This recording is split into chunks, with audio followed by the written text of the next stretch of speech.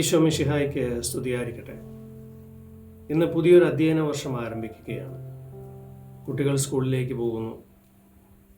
പഠിക്കുവാനും വിദ്യ അഭ്യസിക്കുവാനും ജീവിതത്തിൽ മൂല്യങ്ങൾ സ്വന്തമാക്കുവാനും അവർ സ്കൂളിലേക്ക് പോകുമ്പോൾ, പ്രിയമുള്ളവരെ, എല്ലാ കുഞ്ഞുങ്ങൾക്കും വേണ്ടി നമുക്ക് ആത്മാർത്ഥമായി പ്രാർത്ഥിക്കാം.